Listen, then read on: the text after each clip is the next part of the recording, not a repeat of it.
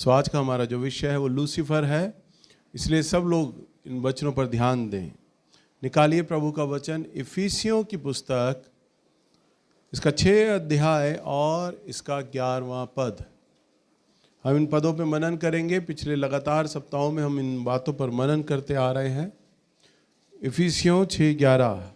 परमेश्वर के सारे हथियार बांध लो कि तुम शैतान के युक्तियों के सामने खड़े रह सको, क्योंकि हमारा ये मल युद्ध लहू और मांस से नहीं, परंतु प्रधानों से और अधिकारियों से और इस संसार के अंधकार के हाकिमों से और उस दुष्टता की आत्मिक सेनाओं से है जो आकाश में है।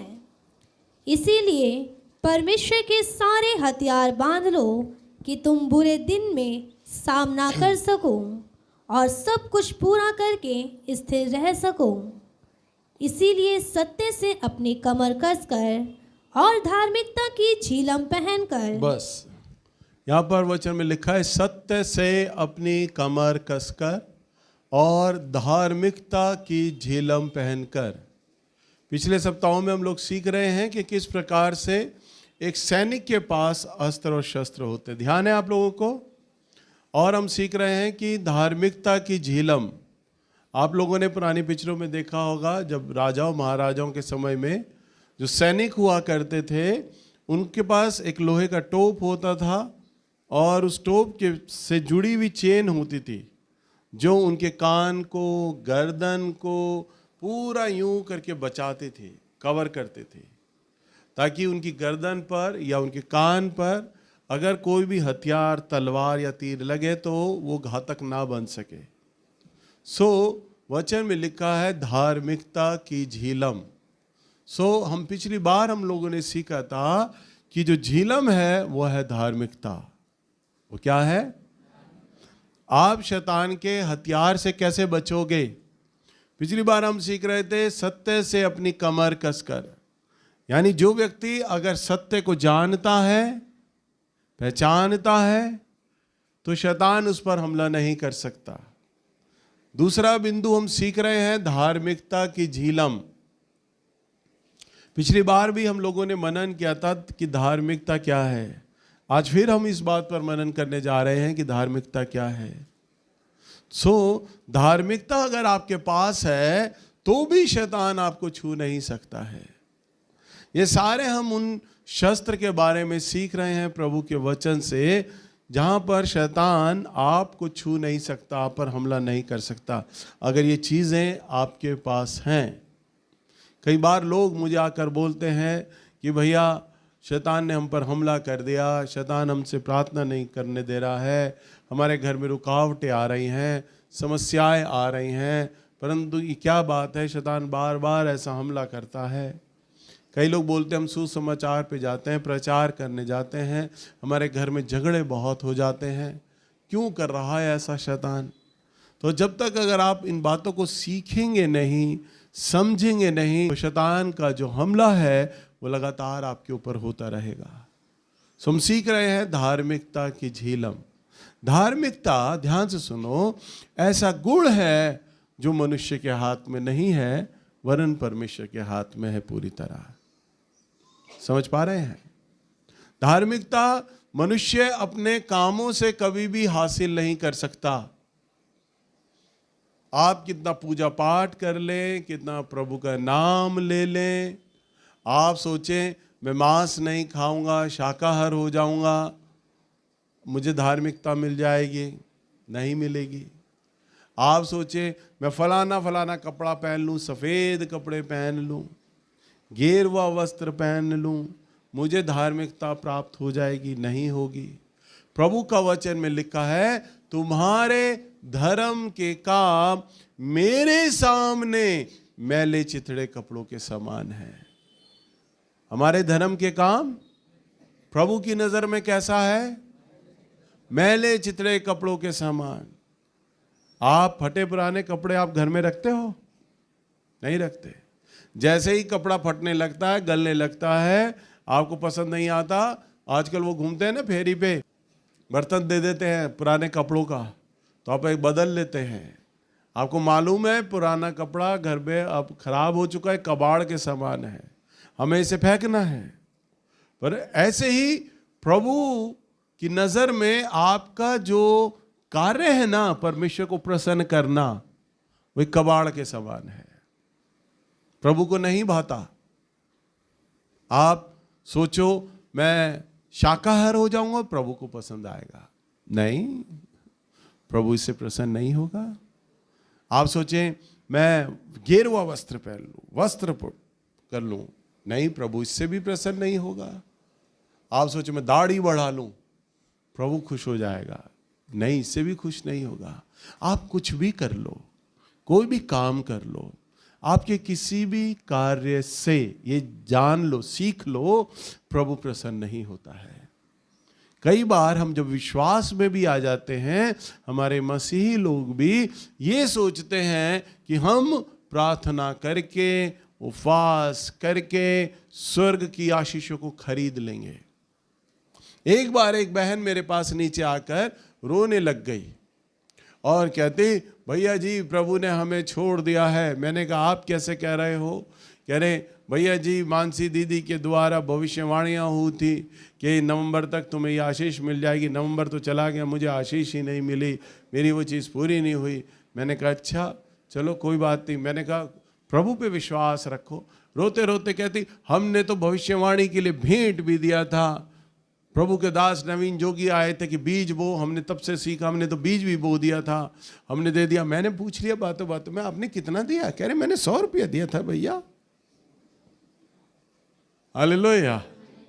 मैंने उसे कहा हंस के, मैंने कहा 100 रुपए में क्या आप आशीष को खरीदने चले हो? अगर सबको ये लगे कि मैं 100 रुपया, 50 रुपया, 200 रुपया एनवलप में डालूं, मेरे लिए भविष्यवाणी हो जाए, प्रभु मुझे अमीर बना दे, मेरी समस्याएं दूर कर दे, अरे आपका धन प्रभु की आशीषों की लौ भी नहीं खरीद सकता है। वो तो कुछ भी जो देता है ना अपने अनुग्रह के द्वारा देता है। बस कैसे देता है? अपने अनुग्रह के द्वारा। आप सोचो मैं भलाई के काम कर रहा हूँ, प्रभु खुश हो जाएगा। मैं दशमांश दे रहा हूँ, प्रभु खुश हो जाएगा।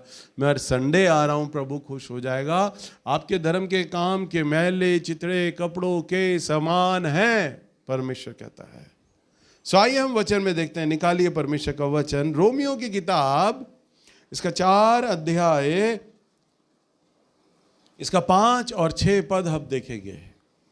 परंतु जो काम नहीं करता वरन भक्तिहीन के धर्मी ठहराने वाले पर विश्वास करता है, उसका विश्वास उसके लिए धार्मिकता गिना जाता है। हाँ, क्या कहता है प्रभु का वचन? मैं आपके सामने जो बात बता रहा हूं ना, देखो उसे वचन में लिखा है। वचन बोल रहा है परंतु जो काम नहीं करता, कौन सा काम? धर्म का काम। वचन में लिखा है वरन भक्तिहीन नहीं करता, वरन भक्तिहीन के धर्मी ठहराने वाले पर विश्वास करता है। हमें भक्तिहीन कौन ठहराता है? परमेश्वर। परंतु जब हम प्रभु पर विश्वास करते हैं, वचन में लिखा है, तो हमारा विश्वास पर प्रभु मोहर लगाता है और वह हमारे लिए धार्मिकता गिना जाता है। हालेलुया। तो वह हमारे लिए क्या गिना जाता है? आप धर्मी कैसे होते हो? विश्वास करने के माध्यम से।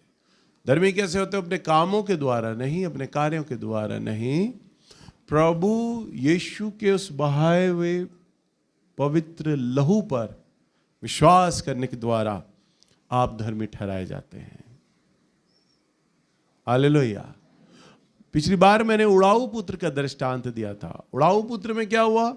उस व्यक्ति ने, छोटे बेटे ने सारा धन बुरी स्त्रियों में, जुए में, शराब में खर्च कर दिया। वचन में लिखा है वो जब वो आपे में आया, उसने विचार किया मैं अपने पिता के पास जाऊंगा, कहूंगा कि मैंने स्वर्ग के विरोध में और तेरे विरोध में अपराध किया है, मुझे क्षमा कर दे। और जैसे ही वो आया, उसके पिता क्षमा लिए हुए था और उसके पिता ने उसे क्षमा कर दिया। नौकरों को आज्ञा दिया, इसे नहलाओ धुलाओ, इसके बाल काटो, इसे मेरे कपड़े फिर से पहनाओ, पैरों में जूतियां डालो, इसे मेरी अंगूठी पहनाओ। उसे फिर वो अधिकार दे दिया। कैसे? सिर्फ माफी मांगने से, क्षमा मांगने से। उसने कोई और काम नहीं किया। उसने तो अपने पिता का हृदय दुखाया था, पाप किया था। आपको धार्मिकता कैसे मिलेगी? सिर्फ क्षमा मांगने से। सच्चा पश्चाताप। कैसा? सच्चा पश्चाताप। बोलिए सच्चा पश्चाताप। सच्चा पश्चाताप ये नहीं मगरमच्छ के आंसू, प्रभु जी मुझे माफ कर दे। प्रभु कहता है तुम मुंह से मुझे हे प्रभु कहते हो, परंतु तुम्हारा मन मुझसे दूर है। सच्चा पश्चाताप मैं बताता हूं क्या है उसकी परिभाषा।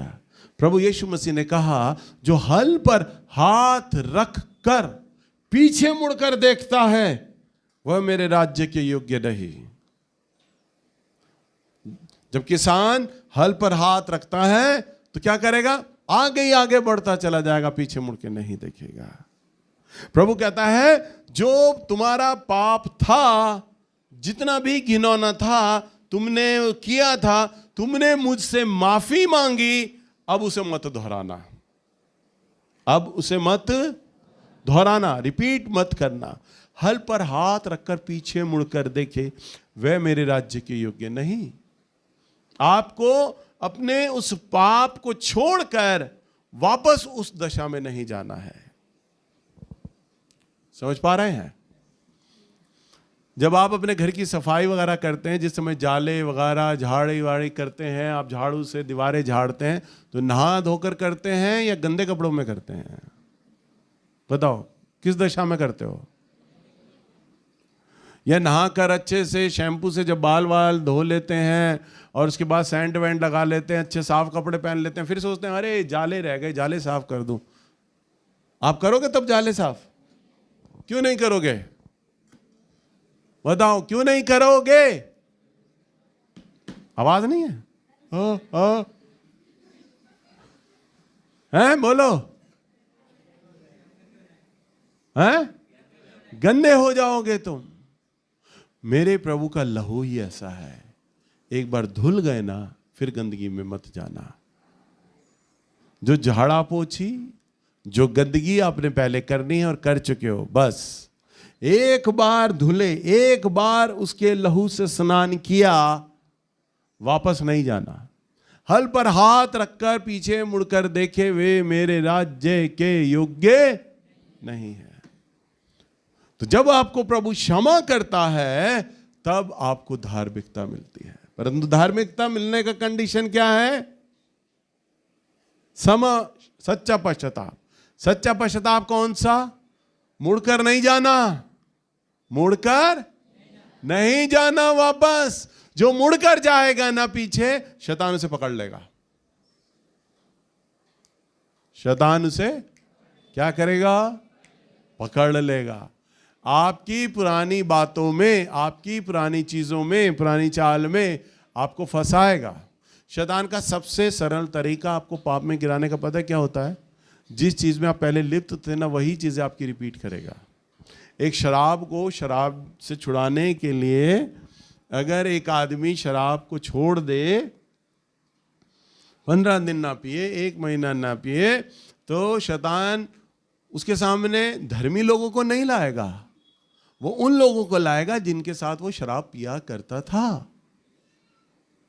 उसके उन दोस्तों को लाएगा, उनको सामने लेकर आएगा, और जब वो उनके दोस्त उसके सामने आएंगे तो मजबूर हो जाएगा।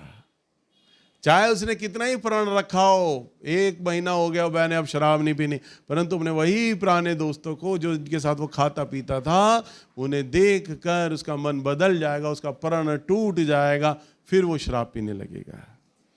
शैतान आपके पुराने जीवन को ही देखकर वहीं पर हमला करता है, बस वहीं से गिरा देता है। इसलिए ध्यान से सुनो, हल पर हाथ रखकर पीछे मुड़कर नहीं देखना।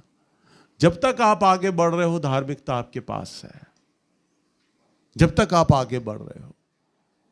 ये पवित्र आत्मा कह रहे हैं कलीसिया से, जब तक आप आगे बढ़ रहे हो धार्मिकता आपके पास है, और जब तक आपके पास धार्मिकता है शैतान आपको छू नहीं सकता। शैतान आपको छू नहीं सकता, क्योंकि धार्मिकता की झिलम आपके पास है, आप धर्मी हैं। मैं जब अपने जीवन में गलतियां करता हूं, एक बार मैंने गलती करी, मैं प्रभु के आगे रोया, माफी मांगा, मैंने प्रभु को कहा और प्रभु ने मुझे क्षमा कर दिया। और जब प्रभु ने मुझे क्षमा कर दिया ना, मैंने प्रभु को रोते रोते कहा, प्रभु आप मुझे बार बार क्षमा कैसे कर देते हो? तो प्रभु मुझे कहते, क्योंकि तुझ पर मैं अपने लहू को देखता हूं। क्योंकि मेरे पुत्र, मैंने तेरे लिए अपना लहू बहाया है, तेरे लिए अपना लहू बहाया है। वो से अपने लहू को याद करता है। और जब मसीह का लहू मुझ पर आ जाता है ना, तो शैतान मुझे छू नहीं सकता, क्योंकि मैं नहा चुका हूं। अब मैं नहा चुका हूं और मैं आगे बढ़ रहा हूं। और जब तक मैं नहाया हुआ हूं और जब तक मैं आगे बढ़ रहा हूं, शैतान मुझे छू नहीं सकता, क्योंकि वो मुझ पर क्या देखेगा? मसीह का लहू। क्या देखेगा? मसीह का लहू। कई बार हमारे चर्च में दुष्ट आत्माएं नाचने लग जाती हैं, सामने आती हैं। एक बार एक पत्नी मेरे पास आई अपने पति को नीचे लेकर, और वो कहती, भैया जी मेरे पति है ना विश्वास नहीं करते प्रार्थना में, आज मैं जिद करके लाई हूं इन्हें कि चलो एक बार तो चर्च में चलो और देखो। और मैं उनसे बात कर ही रहा था, और उसका पति बड़ी ऐंठ में सामने सोफे पे उसने दोनों पैर ऊपर करके बैठ गया यूं करके। उसे लगा पता नहीं किस बंदे के पास ले आई, इन साधु संत तपस्वी कुछ तो लग नहीं रहा, दाढ़ी वाड़ी कुछ नहीं है, कोई रुद्राक्ष की माला नहीं, पता नहीं मेरी बीवी किसके छल्ले में आई हुई है, लेके आ गई। वो तमतमाया हुआ बैठा गुस्से में। तो जब उसका पति था ना, वो सामने बैठा, सच्ची घटना है भाई। और बीवी अपने पति के आगे करी, भैया जी से समझाओ, इनके लिए प्रार्थना करो, इन्हें 2-4 वचन सुनाओ, प्रभु पे विश्वास करें। अब मैं सोच रहा, इस आदमी का जो चेहरा मोरा है और बैठने का जो तरीका है ना, मुझे ग्रहण ही नहीं कर रहा।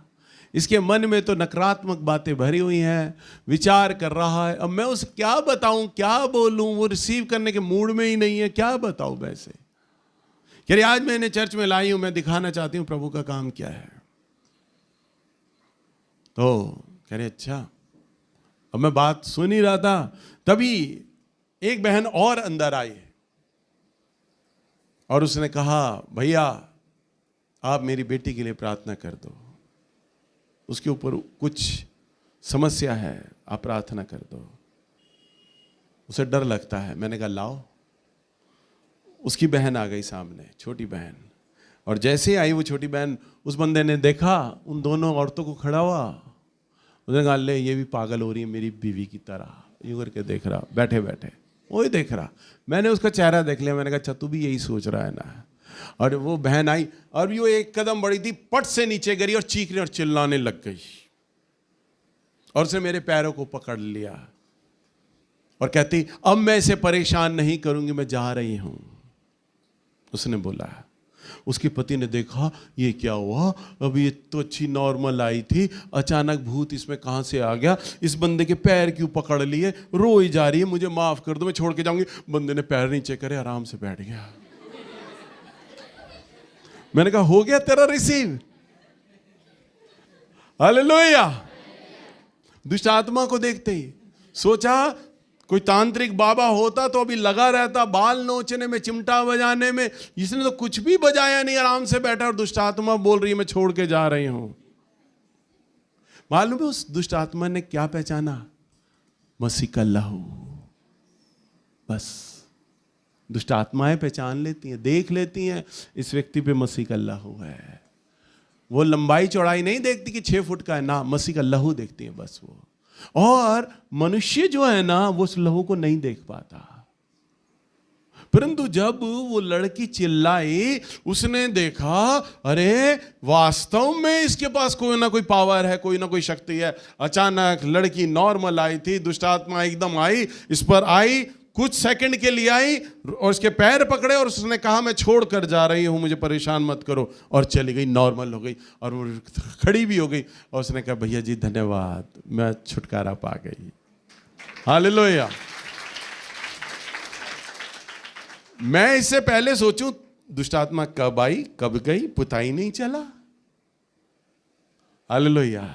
मेरे मसीह के लहू में इतनी सामर्थ है, नाइल्स में नहीं है, मसीह के लहू में। और उसका पति पैरों को सीधे करके बैठ गया। फिर मैंने कहा भाई तुम अगली बार चर्च आओगे? हाँ जी आऊंगा। मैंने कहा अब तो तू आएगा, है ना। अपने साथ होता ही कुछ ऐसा है, जब तक लोग अभिषेक ना देखें ना पहचाने। प्रभु यीशु मसीह ने कहा तुम ऐसी हटीली जाति हो, जब तक चमत्कार ना देख लो तुम विश्वास ना करोगे। हालेलुया। सो प्रभु का लहू वह है जो हल पर हाथ रखकर पीछे मुड़कर देखे वे मेरे राज्य के योग्य नहीं। शैतान दूर से ही देख लेता है कि इस पर लहू है प्रभु का। धार्मिकता है भाई, धर्मी व्यक्ति है, और जिस पे धार्मिकता है वह धर्मी है। जब आप सड़क पर ट्रैफिक लेके जाते हो, देखा है ना आपने, तो ट्रैफिक पुलिस वाला खड़ा होता है, सैकड़ों ट्रक आ रहे होते हैं, वो सिर्फ एक हाथ करता है, सैकड़ों ट्रक तभी रुक जाते हैं। इधर की लाइन को इशारा करता है, सारी बसों को, ट्रैफिक को, सारा ट्रैफिक चल पड़ता है। एक हाथ दे दिया, सारा ट्रैफिक वहीं रुका हुआ है। एक हाथ दिया तो सारा ट्रैफिक इधर का शुरू हो गया। अब आप उस पुलिस वाले को कहो अब तू हट जा, यही तो हाथ ही तो हिलाना, मैं ही हाथ हिला लूंगा। और आप ट्रैफिक के आगे खड़े हो जाओ, यूं कहो, ट्रक वाला कहेगा मरने की जगह यहीं मिली है तुझे, मेरी गाड़ी मिली है तुझे, गालियां बकेगा, कहेगा हट जा, चढ़ा दूंगा ट्रक तेरे पे, हट जा। आप कहोगे ट्रैफिक पुलिस वाला भी कर रहा था, मैं भी कर रहा हूं, ये ट्रक क्यों नहीं रुक रहा, वो क्यों रुक रहा है? मालूम है ट्रैफिक क्या देख रहा है तो वो भी आदमी, दो आंखें उसके पास भी, दो हाथ आपके पास भी, तो क्यों रुक रहा है? उसका कहना क्यों मान रहा है ट्रैफिक? क्यों क्यों? हाँ? वर्दी है उसके पास। लड़के बाइक चलाते ना बिना हेलमेट के, हाथों में हेलमेट डाल लेंगे बिना हेलमेट के, और दूसरा वाला उसका दोस्त हाथ मार के वो रोक, देख मामा जी खड़े हैं सामने, लगा हेलमेट, लगा हेलमेट, फिर डाल लेगा, जाएगा। मामा जी भी देख लेते, अच्छा भांजो मुझे देख के हेलमेट पहना, आ जाओ। हालेलुया। तो क्या देख कर डर आया? यूनिफॉर्म, वर्दी। समझ पा रहे हैं? और धार्मिकता एक ऐसी आत्मिक वर्दी है, अगर आपके ऊपर आ गई ना तो आत्मिक जगत में हलचल हो जाती है। उन्हें पता चल जाता है कि आप यूनिफॉर्म पहने हुए हो, आपके ऊपर वर्दी है, वो जान लेते हैं, स्वर्गदूत जान लेते हैं आत्मिक जगत में। ये आत्मिक जगत की बातें हैं। मैं आ गया हूं, आप तो मुझे जानते हो काफी टाइम से, पर आप अपने पति से, भाई लोग अपनी बीवियों से जो पहली बार आएंगे उन्हें अगर मिलाएंगे, ये हमारे पादरी साहब हैं, तो वो ऊपर से नीचे तक देखेंगे, पादरी किसी एंगल से तो लगता नहीं।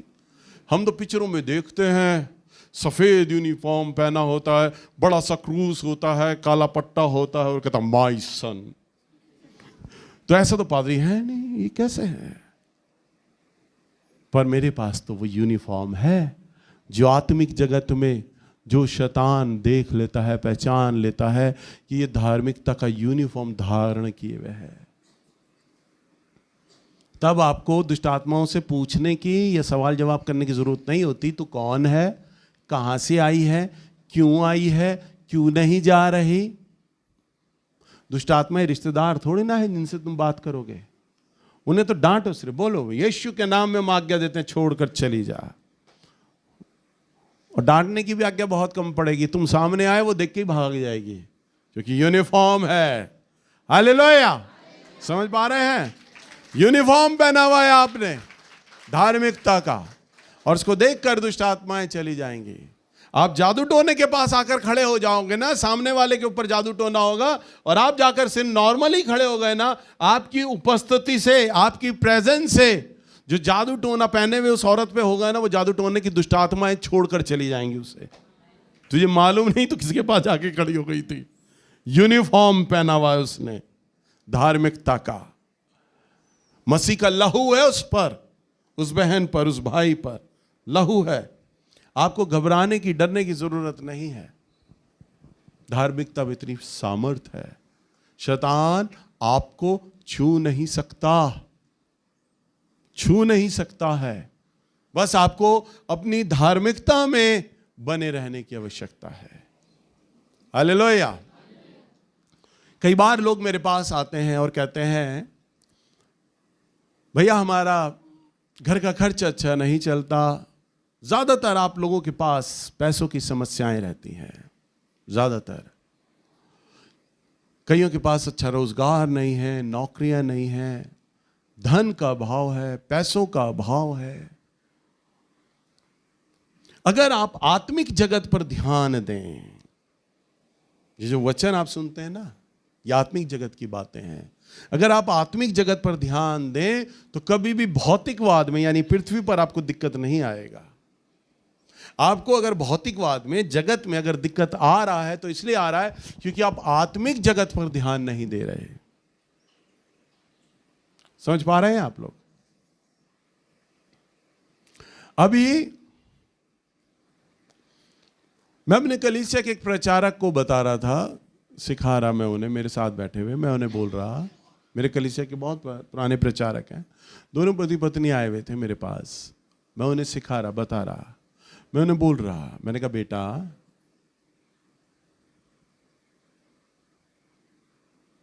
कि सुनो ध्यान से। मैं उन्हें क्या कह रहा, मैंने कहा जितना भी पैसा, जो धन तुम्हें कहां जोड़ना है, वो उनके मुंह से निकला, भैया हमारी कहीं भी सेविंग नहीं है, हम पैसा नहीं जोड़ पाते अपना, बोलते वो, हमारा बैंक बैलेंस नहीं है। मैंने कहा तुम अगर चेक करो तो मेरा भी कोई बड़ा बैंक बैलेंस नहीं है, और मैं अपना पैसा कहां जोड़ता हूं मालूम है? मैं अपना पैसा परमेश्वर के अकाउंट में जोड़ता हूं, स्वर्ग में जोड़ता हूं। वचन में लिखा है पृथ्वी पर धन इकट्ठा ना करो, वरन स्वर्ग में धन इकट्ठा करो। मैं वहां धन अपना इकट्ठा कर रहा हूं, पृथ्वी पर नहीं करता। पृथ्वी पर मेरा सेकेंडरी है, बहुत कम, मैं अपना वहां इकट्ठा करता हूं। वहां करो इकट्ठा। मैं ये नहीं कह रहा कि कमेटी मत चलाओ, बैंक में पैसा मत जोड़ो, LIC ना करो, करो, ध्यान दो, पर इन सबसे ज्यादा तुम वहां पर पैसा इकट्ठा करो। मैंने कहा आज जो मेरे ऊपर आशीषें हैं वो कहां से हैं? क्योंकि मैंने वहां अकाउंट खोला हुआ है। आपको एक सच्ची बात बताऊं, मेरे प्रचारकों के पास जितना धन आता है ना, मेरे प्रचारकों के पास, मेरे पास सबका दशमांश आता है। पता, प्रचारकों का दशमांश आता है, और सारे प्रचारकों का दशमांश भी अगर मेरे पास जोड़ लिया जाए ना, बड़ी एक अटपटी बात बताऊंगा, समझ में नहीं आएगी आपको। प्रचारकों का दशमांश भी अगर जोड़ लिया जाए ना, तो भी वो दशमांश मेरा इतना नहीं बनता है। मेरे प्रचारकों के पास जितना पैसा आता है ना, वो उनके दशमांश से कहीं अधिक आता है। और मेरे सारे प्रचारकों का दशमांश भी जोड़ लिया जाए ना, तो भी एक प्रचारक की इनकम को छू नहीं पाता है, वो इतना धन मेरा कम होता है।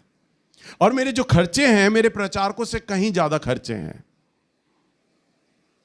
मेरे खर्चे बहुत है, मेरे प्रचारकों के नहीं है, मेरे खर्चे बहुत ज्यादा है उनके। और सबसे ज्यादा कम पैसा मेरे पास आता है, मेरे पास तो दशमांश आता है। आपको सबको पता है, कलीसिया प्रचारक लोग जाते हैं, कलीसिया के पास उनको भेंटें, दशमांश आता है, कलीसिया उन्हें भेंटें देती है, उन्हें दशमांश देती है। मेरे पास तो प्रचारकों का दशमांश आता है। परंतु अगर आप भौतिकवाद में जाएं तो सबसे ज्यादा, प्रचारकों से ज्यादा, सबसे ज्यादा आशीषें मेरे पास हैं, सबसे ज्यादा।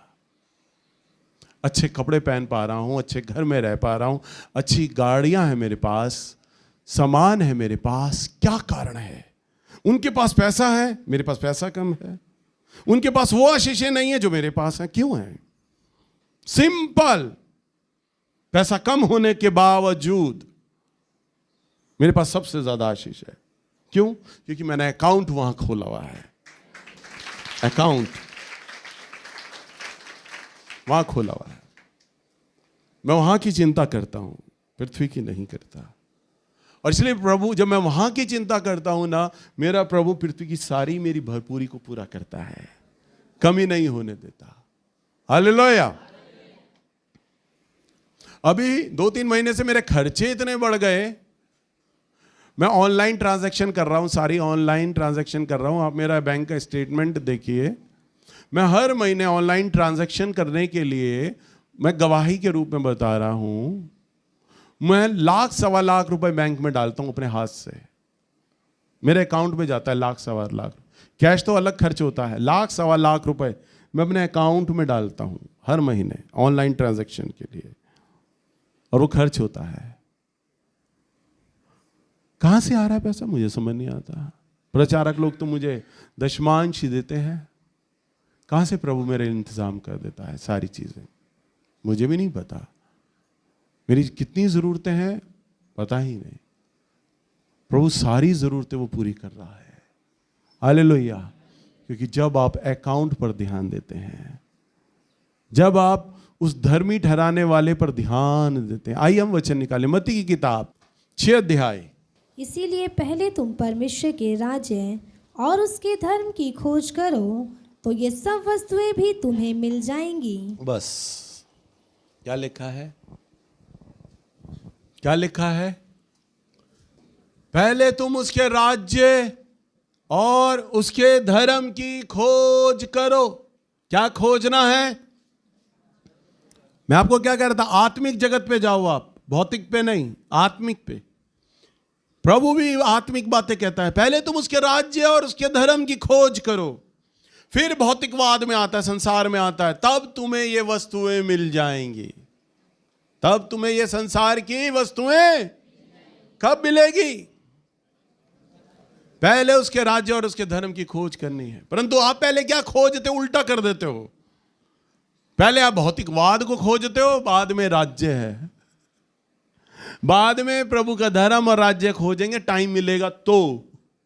पहले तुम संसार की बातों खोजेंगे, पैसा कहां से आएगा, ओवर टाइम लगाएंगे, प्लानिंग करेंगे, ये काम खोलेंगे, वो काम खोलेंगे, ये युक्ति बनाएंगे, हम तब करेंगे। मैं पादरी हूं, इसलिए मैं ये वचन प्रचार नहीं कर रहा।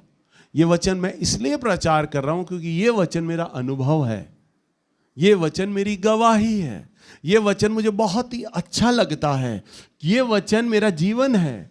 मैंने अपने पूरे जीवन में इस वचन को बहते हुए देखा है, इस वचन को चलते हुए देखा है। मैंने देखा है जब जब मैं उसका राज्य और उसका धर्म खोजता हूं ना, तब तो मुझे पृथ्वी की सारी चीजें मिलती चली जाती हैं।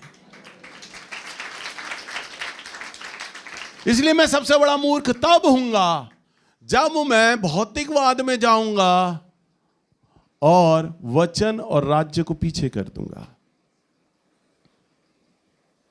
एक गवाही बताता हूं। जब मैंने अपने चर्च की सेवा को आरंभ किया, सुनते जाइए,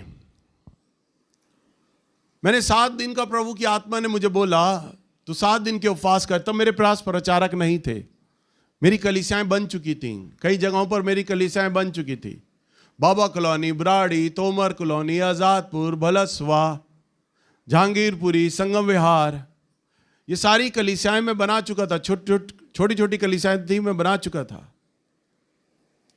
तब मैं प्रार्थना कर रहा प्रभु के आगे। प्रभु ने मुझे 7 दिन के उपवास के लिए कहा और मैं 7 दिन का उपवास कर रहा, और 7 दिन का जो उपवास पूरा कर चुका, तो जिस कमरे में मैं नीचे बैठता हूं, मैं उस कमरे में नीचे बैठा हुआ था और प्रार्थना कर रहा। और आखिर के क्षणों में जब मैं पहुंचा प्रार्थना करने के लिए, प्रार्थना कर रहा था, अचानक एक सूर्य समान तेज प्रकाश मेरी आंखों के सामने आ गया। मेरी आंखें मैं खोलना मांगता था परंतु खोल नहीं पाया, बंद थी आंखें मेरी। उस प्रकाश से आवाज आती, मेरे से पूछा गया, मेरे पुत्र तेरा दर्शन क्या है? क्या बोला प्रभु की आत्मा ने? मेरे पुत्र तेरा दर्शन क्या है? मैं समझ गया प्रभु मुझसे क्या पूछना मांगते हैं। मैंने प्रभु को कहा, प्रभु ये कि मुझे 1000 लोग मिल जाएं, मेरी कलीसिया में 1000 लोग आ जाएं बस। कितने लोग? 1000। बहुत है, बहुत है प्रभु, बहुत है।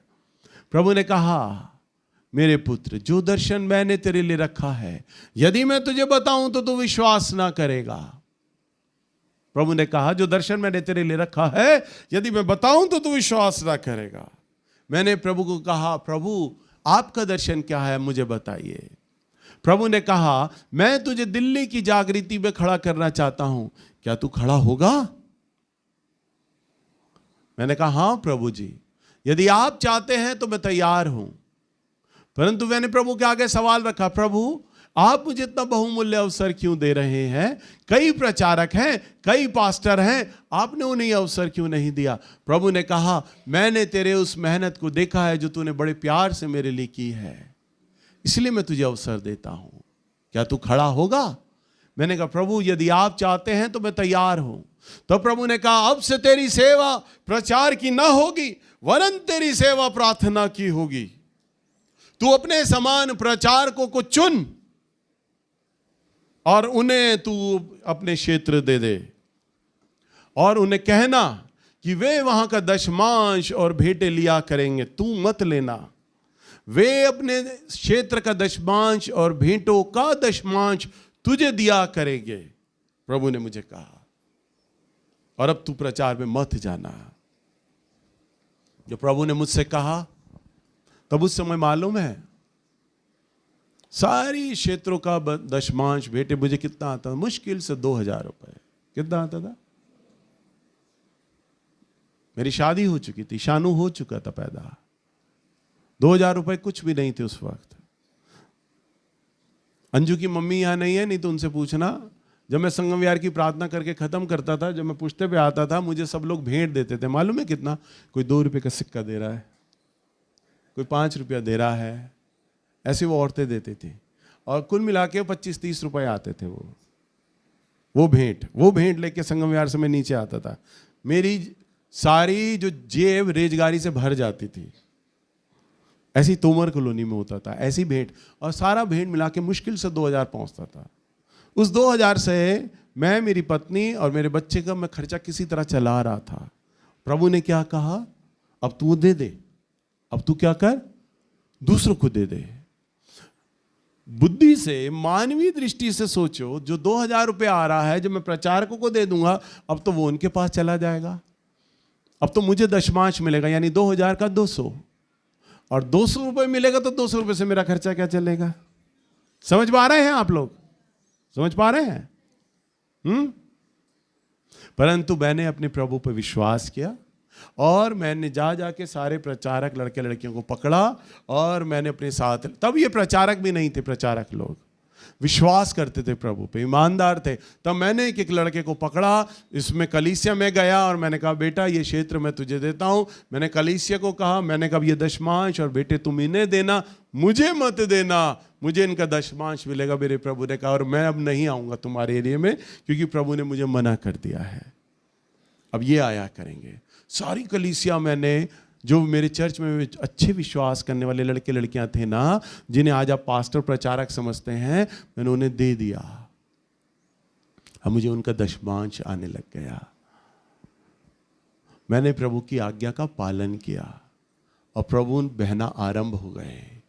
और प्रभु ने क्या किया? मेरे क्षेत्र में मल्टीप्लाई करना शुरू कर दिया। हर जगह ऑफरिंग बढ़ता गया, पैसा बढ़ता गया, लोग बढ़ते गए, क्षेत्र फैलते चले गए, बढ़ते चले गए। मैं अपने घर में होता था, मैं घर में सिर्फ प्रार्थना किया करता था, उपवास करता था, और संडे के दिन वचन प्रचार करने आता था। और अभी तक वही सिस्टम चल रहा है। हालेलुया।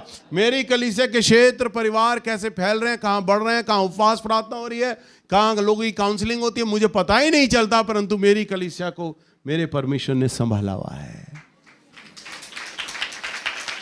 हालेलुया।